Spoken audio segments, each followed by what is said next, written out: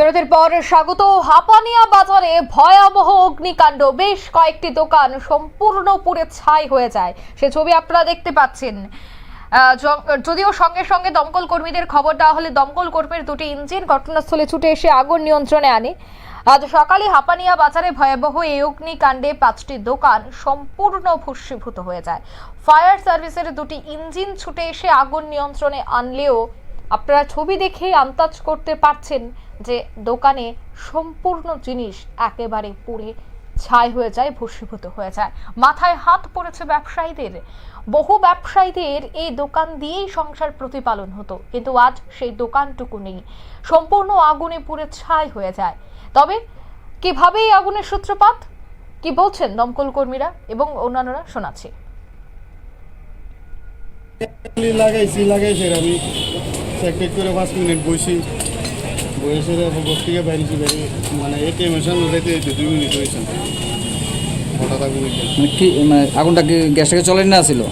গ্যাসটা ধরেননি, মানে ধরাই সেরা গ্যাসের উপর বয়েছে চেক করে রাখছি, করে সে 5-7 মিনিট বসি করো বয়েছে এখন যদি বস থেকে বাইরেছি। কিসের দোকান আসতো আপনার? আসতো আপনার এটা ফাস্টফুডে ক্ষয়ক্ষতির পরিমাণ কিরকম আপনার? প্রতি 3-4 দিন টোটাল কয়টা দোকান করা গেছে এখন? 4টা। সবটা কি ফাস্টফুডের দোকান ছিল? অনেক ধরনের কাজগুলো বাইরে খাওয়ানো দিই। কয়টা ফায়ার সার্ভিস আসছিল? 2টাই আগুন নিয়ন্ত্রণে আনছে, মানে কিছু বাই করতে পারছেন না এখন অব্দি? সব তো নষ্ট হয়ে গেছে। আপনার নাম? রাজা জলতাস সূত্রপাতটা কোন দোকান থেকে হয়েছে? কিসের দোকান ছিল এটা? টিফিনের দোকান। কয়টা সিলিন্ডার ইয়ে হয়েছে? কয়টা সিলিন্ডার ব্রাশ করছে?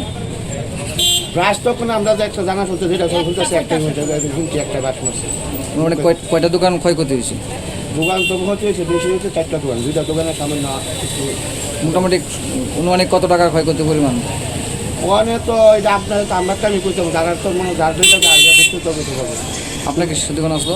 আমরা দোকান ফায়ার সার্ভিস আসেন? হ্যাঁ, ফায়ার সার্ভিস আইছি। ফায়ার সার্ভিস 2টা উনি আমরা পাচ্ছি।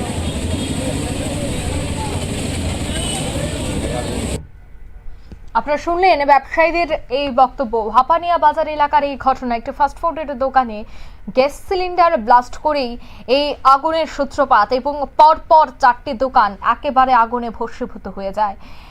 তবে এই পুরো ঘটনায় সেই গ্যাস সিলিন্ডারকেই দায়ী করা হচ্ছে, কারণ গ্যাস সিলিন্ডার ব্লাস্ট করার ফলে এই অগ্নিকাণ্ড, সেখানে কোনো ধরনের শর্ট সার্কিট বা অন্য কোনোভাবে আগুন সেখানে লাগেনি বলেই কিন্তু এখনো পর্যন্ত যা জানা গেছে।